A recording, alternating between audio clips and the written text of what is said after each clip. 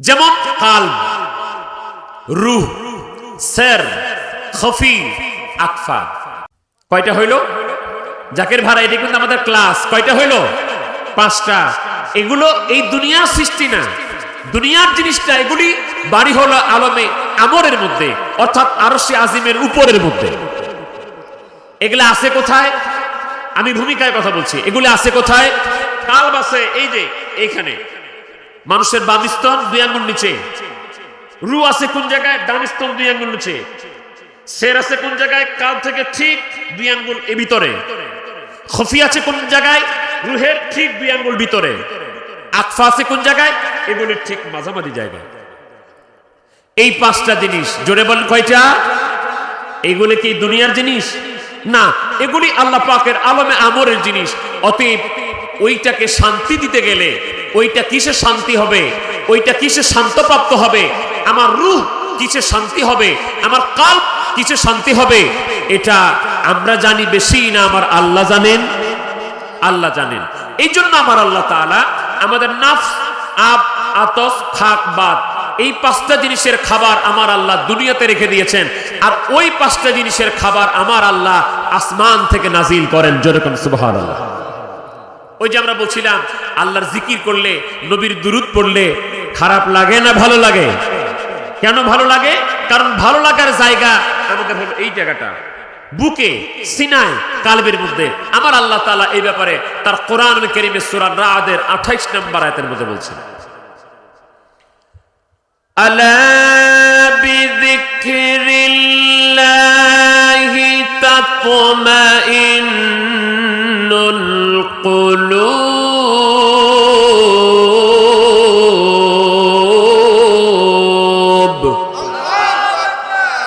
আল্লাহ সাবধান করে বলছেন, তুমি যদি আসল শান্তি পেতে চাও, তোমার কালবকে ইতমিনান করতে চাও, আসল সুখী হতে চাও, এই দুনিয়াতে থাকতেই যদি আল্লাহ ওয়ালা হতে চাও, তাহলে দুনিয়ার অন্য কিছু সে শান্তি খুঁজিও না। অন্য কিছুতে তুমি শান্তি পাবা না, অন্য কিছুতে তোমার মন ভরবে না। তোমার মন কিসে ভরবে? কিসে শান্তি পাবা? আমি আল্লাহ এটা কোরআন পাকে জানায় দিলাম, একমাত্র আমার জিকির দিয়া তুমি শান্তি পাবা। যেরকম সুবহানাল্লাহ। এই জন্য আপনারা নবীর দুরূদ পড়ছেন, আল্লাহর জিকির করছেন, এই জন্য কলিজায় শান্তি লাগে। এই শান্তিটা দিয়েছেন আমার আল্লাহ। আজকে জলসার মধ্যে যারা আমরা বসে গেলাম, এই মুহূর্তে আমরা যারা এখানে বসে আছি আর যারা রাস্তায় এদিকে সেদিকে দাঁড়িয়ে আছে, বলেন তো ওদের চাইতে আমরা বেশি শান্তিতে আছি না ভাই? যারা দোকানে আছে তাদের টেনশন আছে, চা খাবো না বিস্কুট খাবো না একটা পান খাবো, আবার কেউ চিন্তা করে একটা বিড়ি টানি। বিভিন্ন ধরনের, সবাই বিড়ি খাই যায় এটা বলছি না আমি, মানে এক একজনের এক এক টেনশন আছে। বাড়ি যাব না বসবো, আর দাঁড়ায় থাকবো না বসে থাকবো, নানাবিধ চিন্তা। আমি বিশ্বাস করি এই মুহূর্তে আপনারা যারা এই প্যান্ডেলের ভিতরে আছেন, এই ঘেরার ভিতরে আছেন, আমি বিশ্বাস করি, আমার যেটা মনে হচ্ছে এই মুহূর্তে আপনাদের আদব দেখে আমার মনে হয় এই মুহূর্তে আপনি আর আপনার রব ছাড়া আমাদের সামনে আর কেউ নাই। আমরা আমার রবের সাথে সম্পর্ক করার জন্য এখানে বসেছি। বাইরের কোনো টেনশন আমাদেরকে ওদিকে নিচ্ছে না, আমরা শান্তি পাচ্ছি। ভাইরা আমার, এবার বলেন তো, এই যে দুনিয়াতে আমরা আসছি, যে ব্যাপারে আমরা কোরআনুল কারীমের আয়াত তেলাওয়াত করেছি, এই দুনিয়াতে আসছিলাম আমরা, দুনিয়াতে আসছি, আসলে কি দুনিয়াটা আমাদের আসল জায়গা? আচ্ছা, এই দুনিয়াটা কয়দিনের জন্য? কয়দিন? অল্প কয়েকদিন। আমি গত 2-3 দিন আগে ভোলাতে একই প্রশ্ন করছিলাম, একজন লোক বলছিল 2.5 দিন। তো আমি জিজ্ঞেস করলাম 2.5 দিন কেমনে? বলতে পারলো না। আচ্ছা, যদি মনে করেন 2.5 দিন, তাহলে আমার এই যে সাদ মিয়া দাদু ভাইয়ের বয়স তো মোটামুটি হয়েছে 60-এর উপরে, নাকি 60-এর উপরে, তাহলে 2.5 দিন যদি হয় তাহলে তো উনি অনেকদিন বেশি হয়ে গেছে, তাই না? তাহলে 2.5 দিন, এটা কথাটা সঠিক না। আচ্ছা, যদি 2.5 দিন বলেন, তাহলে আপনাদের এলাকায় সোনাকান্ত, আমি দোয়া করছি না মরে যাক, স্বাভাবিক অবস্থায় হয়েছে কিনা জানাবেন। জন্মের সময় বাচ্চারা মরে না? আপনি যদি 2.5 দিনের আশায় থাকেন, তাহলে যেই বাচ্চাটা জন্মের দিন মরে গেল, তার 2.5 দিন আসলো কোথা থেকে?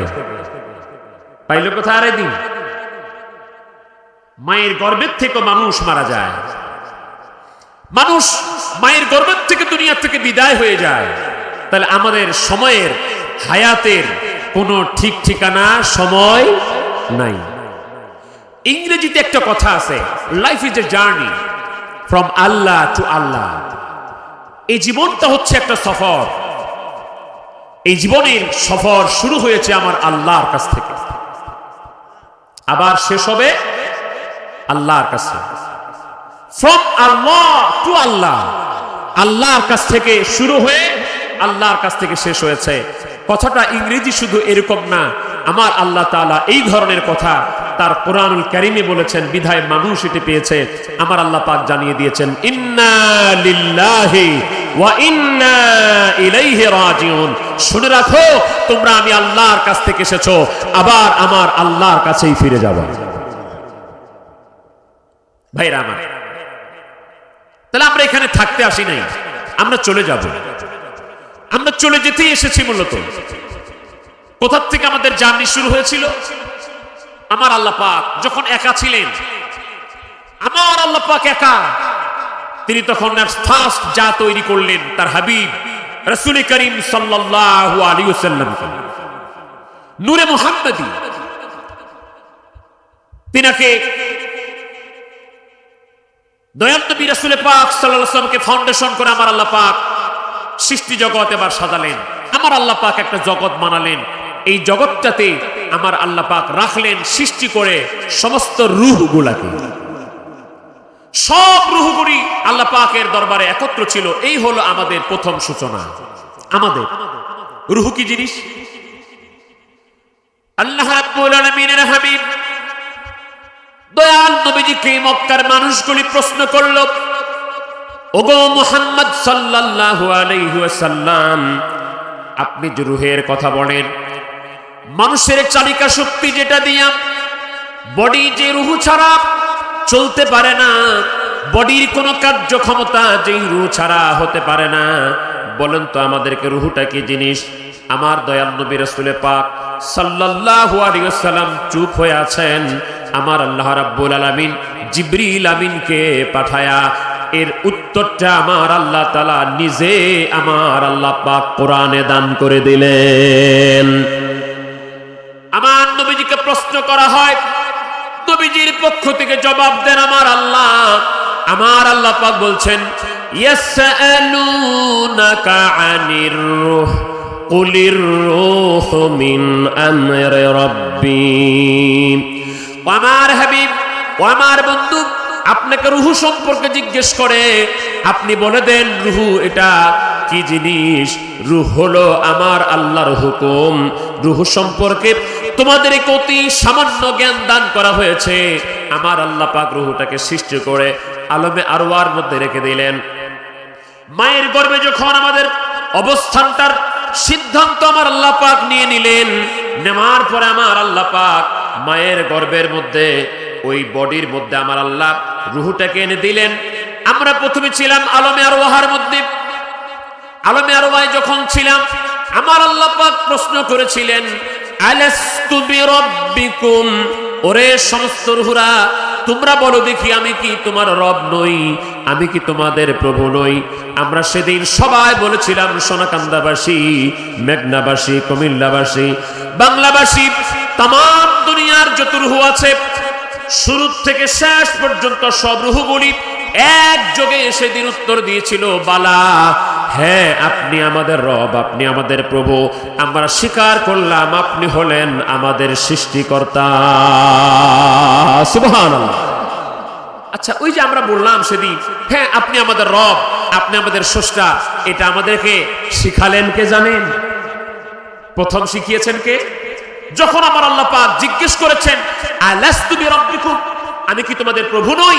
তখন এক ফার্স্টে এর জবাব দিয়েছিলেন যিনি, তিনি হচ্ছেন আমার দয়াল নবী রাসূল পাক সাল্লাল্লাহু আলাইহি ওয়াসাল্লাম।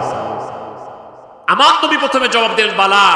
আমার নবী যখন জবাব প্রথমে দিলেন, আমার নবীজির শুনে শুনে অন্যান্য নবীরা, ওলিরা, সিদ্দিকীন, সালিহিন, মুত্তাকিন, মুহসিনিন, মুমিন, মুসলমান, বেঈমান, কাফের, সমস্ত যত রূহ যেখানে ছিল সবাই সেদিন আমার নবীর জবাব শোনার পরেই জবাব দিয়েছেন। এই জন্য আমার নবী হলেন সমস্ত সৃষ্টি জগতের সমস্ত রুহের জগতের হেদায়েত দান করনে ওয়ালা, হেদায়েতের রাস্তা দেখানে ওয়ালা। এজন্য আমার নবী হলেন সবার নবী, শুধু মানুষের নবী না, আমার নবী হলেন সমগ্র নবীদের নবী। আমার আল্লাহ মানব বডির মধ্যে এই রুহটাকে পাঠিয়ে দিলেন দুনিয়ায়, মায়ের গর্ভের মধ্যে, ওটার নাম হলো আলমের রেহেম। সেখান থেকে আল্লাহ পাক আমাদেরকে পাঠিয়েছেন এই দুনিয়ায় পাঠিয়ে দিয়ে আমার আল্লাহ পাক এখানে কেন পাঠালেন? আল্লাহ পাক মানুষের মৃত্যু সৃষ্টি করলেন এবং হায়াত সৃষ্টি করলেন।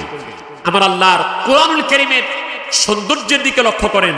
আমার আল্লাহ রাব্বুল আলামিন এখানে বলছেন, আমার ভাই মাওলানা আব্দুল গফফার সাহেব আয়াতটা তেলাওয়াত করছেন, আমি সেদিকে আলোচনা করব না, আমি আরেকটা জিনিসকে আপনাদের সামনে টেনে আনছি।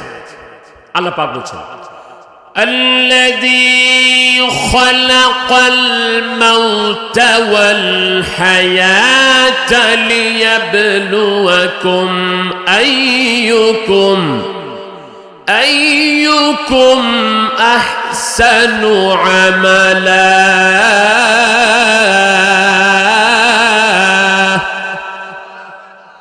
আল্লাহ বলছেন তিনি সে মহান সত্তা যিনি সৃষ্টি করেছেন মৃত্যু এবং সৃষ্টি করেছেন জীবন।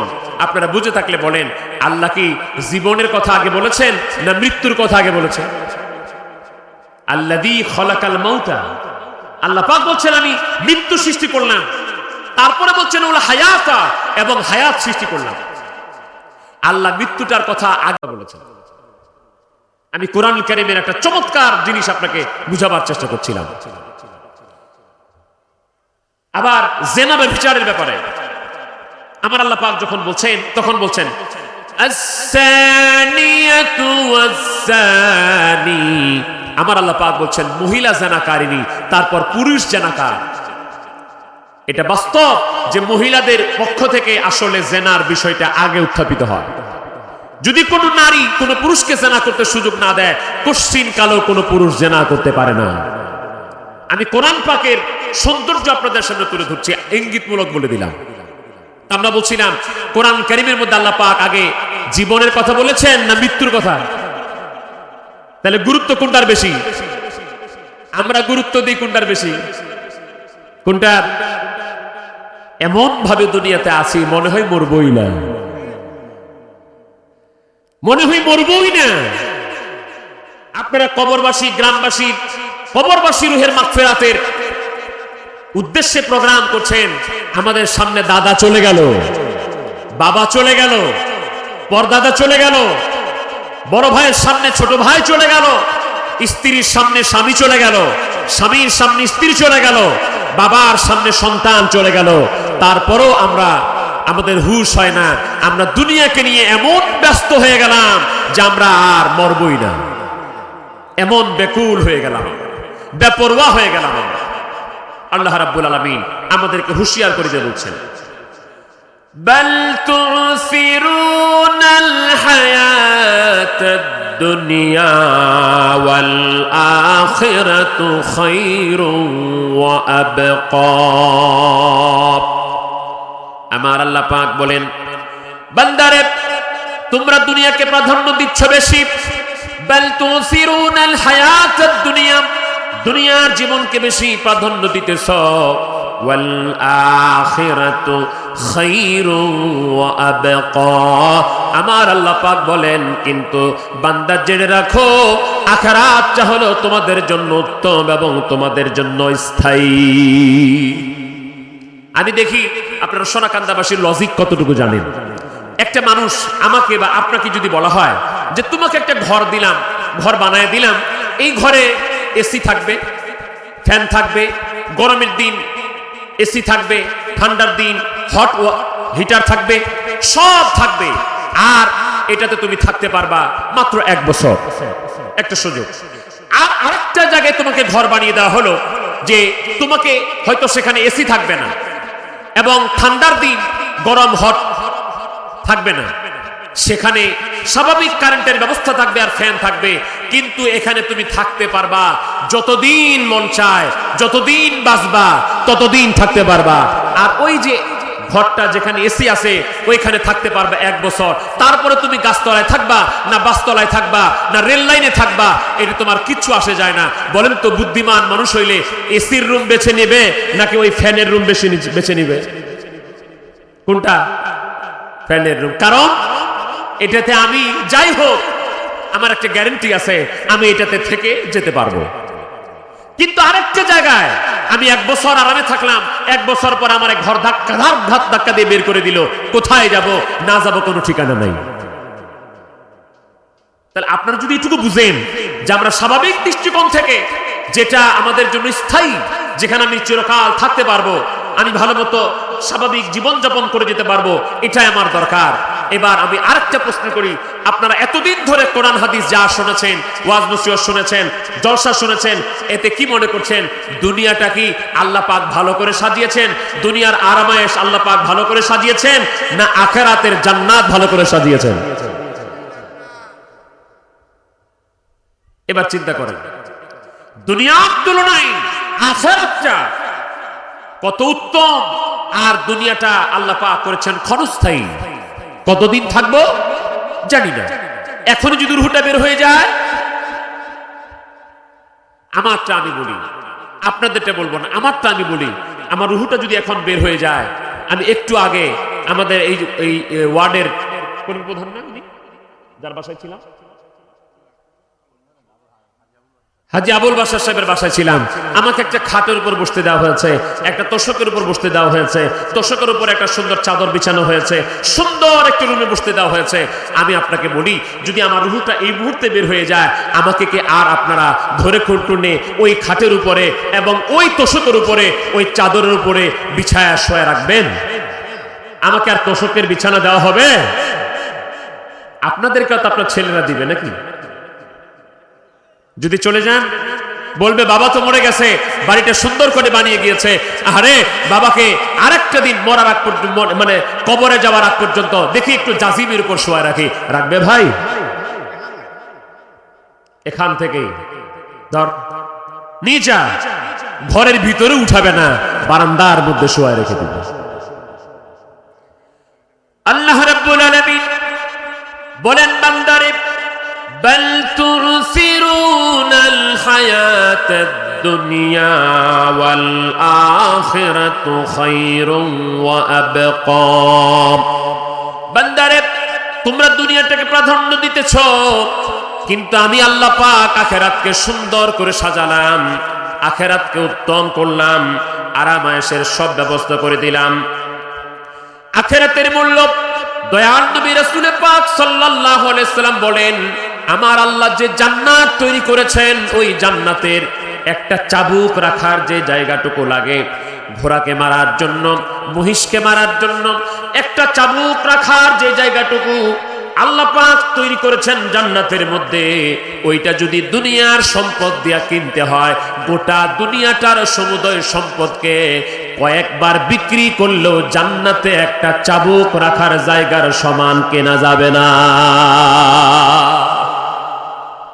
ওটার বাসিন্দা হওয়ার জন্য আপনি কি নিয়ে যাচ্ছেন কবরে? ওই যে বলছিলাম, এখন যদি দুনিয়া থেকে বিদায় হয়ে যায়, তাহলে সন্তানরা কি দিবে সাথে? সাথে যাবে কিছু?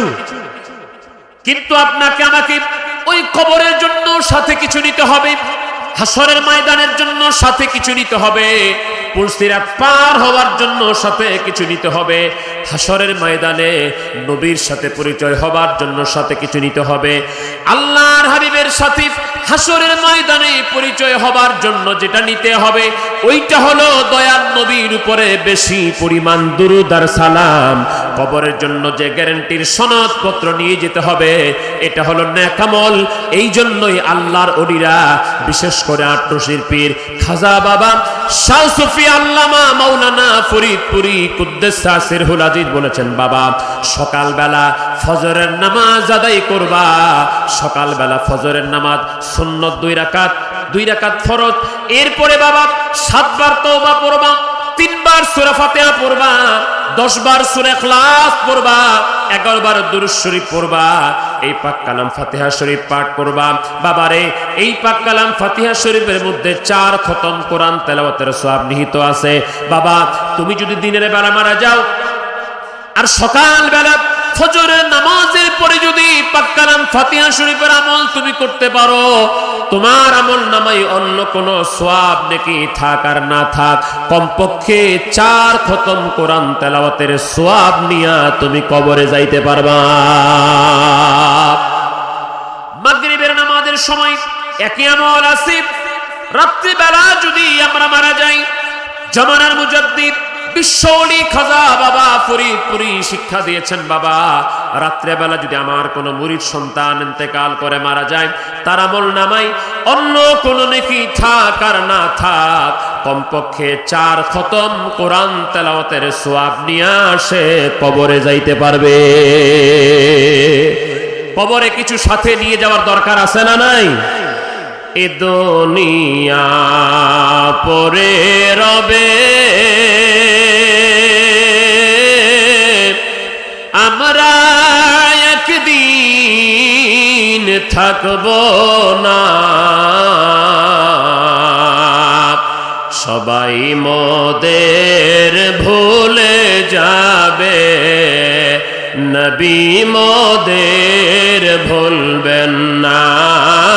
আল্লাহুম্মা সাল্লি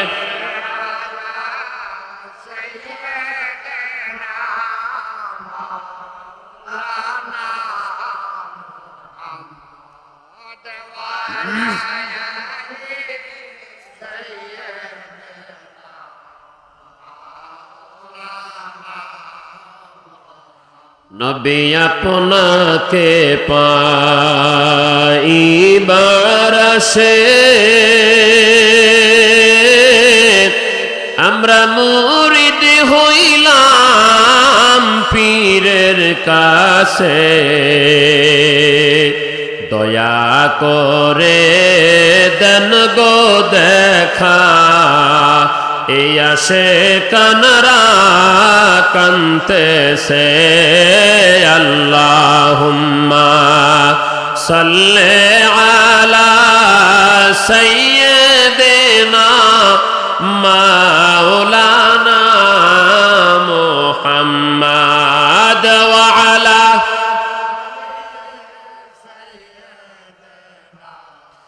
মাওলানা মুহাম্মদ।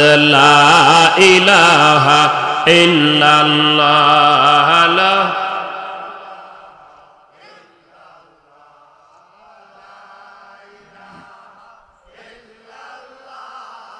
মুহাম্মাদুর রাসূল। তাহলে যা বুঝলেন এতে বলেন দুনিয়াটা থাকার জায়গা, সবাইকে চলে যেতে হবে না। তাহলে এই যে জীবনে আসলাম, জীবনে যদি ব্যর্থ হয়ে যায় তাহলে কোনো লাভ হবে? আচ্ছা আমি আপনাকে জিজ্ঞেস করি,